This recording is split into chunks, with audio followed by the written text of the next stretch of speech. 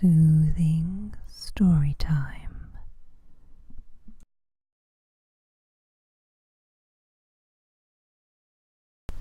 The Yeti and the Strange Cave, Part 17. On the other side of the cave was a ragged doorway. The Yetis could even see a glow coming from it. Roar, roar, roar. Yes, the Yeti nodded. They had to get past the fluffy blue creatures and over the water to that doorway. They could swing across like the blue creatures. After all, they climbed up and down the vines in the maze cave, and they didn't break. The little creatures were much smaller and should run away when the Yetis came toward them. The Yeti nodded at this, but secretly he didn't want them to scatter. He wanted them to grow to love him. Some of them could even come along with him and Great Aunt Honey. They might like it outside in the snow and the mountains. There was more of a view for one thing. He could understand why they were trapped here. The black velvet flowers would eat them in one gulp. Row, row, row, row. Great Aunt Honey looked at him with her "You are a silly Yeti" look. He didn't think he was silly. She took a few steps forward. The Yetis were standing on a ledge that ran the length of one side of the cave. There was a matching ledge far on the other side. The monkeys focused on her now and hissed again. Row! Great Aunt Honey carried on till she reached the edge of the ledge. A monkey threw a lumpy fruit at her. She dodged it. Row! The Yeti gingerly trotted forward to stand beside her. A different monkey threw a lumpy fruit at him, which hit him in the eye and made it water. Row! A few of the monkeys swung from vine to vine, landed on the lily pads, then hopped across to the lumpy rocks. The tiny monkey picked up one of the lumps and threw it at the Yeti. This one hit him in the knee. He winced. Great Aunt Honey said something very rude and offensive and stuck her chin forward, which was a gesture that made the Yetis that knew her sit back and wait for it all to kick off. Great Aunt Honey grasped the nearest vine. The nearest tiny monkey leapt from its own vine to another, to another, to another, and onto the vine Great Aunt Honey had grasped hold of. It bit her repeatedly. She whipped her hand away and slapped the monkey off the vine. It flew out into the cave,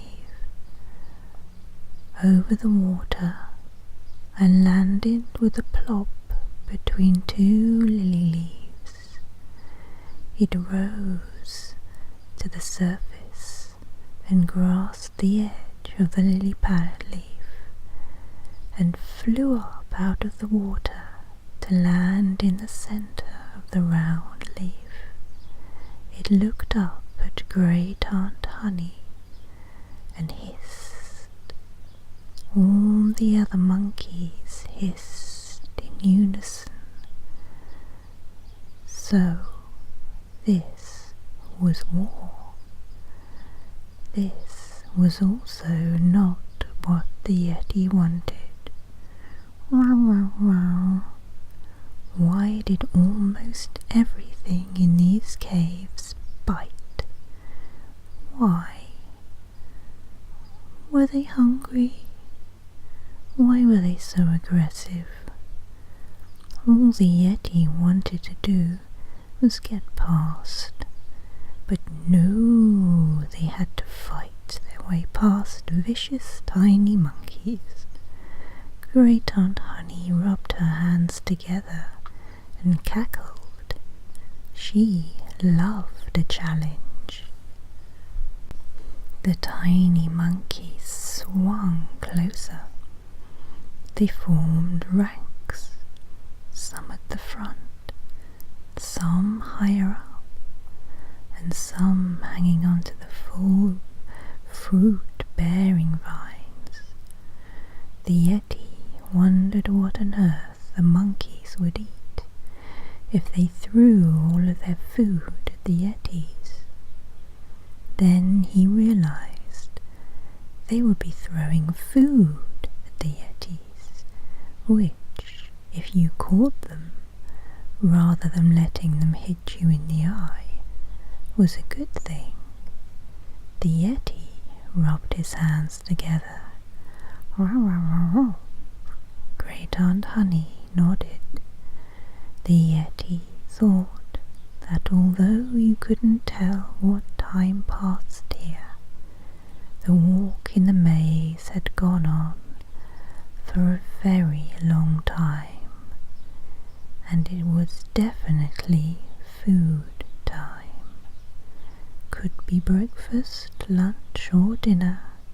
He wasn't sure which, but it was definitely one of them. Maybe he could catch the fruit in his mouth when they threw it at him. Nice. The ranks of the tiny blue monkeys hissed at the Yetis. Great Aunt Honey growled back. The Yeti waved and pointed at his mouth. Great Aunt Honey looked at him with a confused look on her face. Then she turned and blew a raspberry at the monkeys. A pebble flew at her from one of the monkeys. She dodged it. It hit the wall behind them and bounced along the edge of the ledge with a clatter. She picked it up and with a small gesture threw it. There was a screech, a splash, the noise of a swimming monkey, the splashing of a monkey pulling itself out of the water, and the sound of a tiny blue monkey jumping up and down on a lily pad. The Yeti wondered where monkeys who lived in a cave in the middle of the mountainside could have learned such gestures. Then there was some screeching noises to go with the gestures. The Yeti didn't know what it was saying. Great Aunt Honey cackled and waved back at it. They watched the rage-filled tiny monkey until another pebble flew towards them. The Yeti ducked. The pebble just missed him. He wanted the fruit, not the stones. Great Aunt Honey moved and grasped the vine. The monkeys hissed. She swung the vine at them. A few scattered, more pebbles flew through the air. She dodged them. She looked over at the Yeti. He moved forward and grasped the vine. Feeling a little inadequate for the role of brave Yeti warrior, he launched himself off the ledge and swished through the air towards a group of hissing tiny blue monkeys. It was difficult to say who was more worried. Hiss! They collided. Tiny blue monkeys flew off into the air, screeching, unsurprisingly, and landed in the water or on lily pads. The Yeti was so shocked at hitting them that he loosened his grip and fell off the vine. He landed on a lily pad that couldn't take his weight and disappeared under the water, folding round the Yeti. Swimming was not one of the Yeti's favourite pastimes, unless it was a warm, sunny and drowsy day, and it wasn't. It was weird blue monkey light, cold cave water, and a lily pad that hated him. He couldn't touch the bottom of the cave. He thrashed about until he freed himself of the lily pad, then grabbed at the water in the direction of the blue light. He came to the surface, spitting out nasty cave water and panting. Several monkeys pulled the orange triangle fruit off a vine above him and dropped it on his head. It bounced off and sunk. Muttering to himself, the Yeti began to swim back to the ledge. Great Aunt Honey called out instructions to him. He swam round in a U-shape and began to make his way to the opposite shore. A monkey leapt from its vine onto the Yeti, grabbed his ears and pulled. His head went back and sideways. He floundered around and tried to get hold of that monkey. Great Aunt Honey picked up a pebble from the ledge and with great accuracy hit the monkey in the back. It fell off into the water and swam away. The Yeti trod water to get his breath back and see where he was. Another monkey leapt. The Yeti ducked his head down into the water, but the monkey had got hold of his ear and was trying to wrench it off. The Yeti came back to the surface, howled and made for the safety of the ledge where his great aunt stood.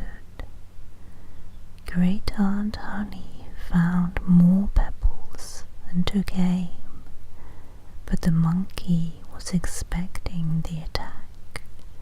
It ducked the first 2 pebbles, and the third hit the Yeti on the head. He howled again and grabbed at water and lilies, anything to get away from the monkey. Great Aunt Honey jumped, shook her arms in the air and shouted at him to hit it. The Yeti swung an arm up out of the water, then slapped the monkey off his head. There was a screech and a splash. He carried on to the ledge as fast as he could swim. Great Aunt Honey helped him out of the water by dragging him along the stone. The Yeti talked the whole time, complained, railed against the viciousness of tiny blue monkeys, then sat and started to sulk. And a pebble hit him in the ear. He stood up, shook his fist, and roared at them. The monkeys were silent and surprised. Then they hissed back. Great Aunt Honey slapped the Yeti on the back, picked up a pebble, and got a good hit in on a monkey. It fell off the vine and swam to the nearest lily pad. The Yeti roared at the monkeys again, picked up a pebble, totally missed the monkey he was aiming at, but got one behind it instead. The Yeti rubbed his bruised ear and made the same rude gestures back at the monkeys that they had made at the Yetis. Then he thought of something. Wow, wow, wow. If they could hit the monkeys in a straight line, they could clear a path. If they cleared a path, they could swing through the cleared path to the other side. Great Aunt Honey liked the plan and patted him on the back again. The Yeti dripped in an aggravated manner and snarled at the monkeys. It took a lot to anger him, but he was tired and wanted his dinner. The monkeys could have been nice, but no. Well, fine then. They could be knocked off their vines and fall in the water. Wow, wow, wow, wow, wow.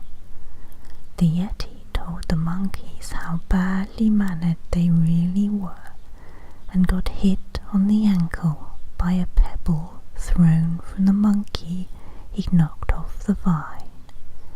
The stone to the ankle really hurt. The Yeti threw his arms up in the air and had a full-blown Yeti tantrum. End of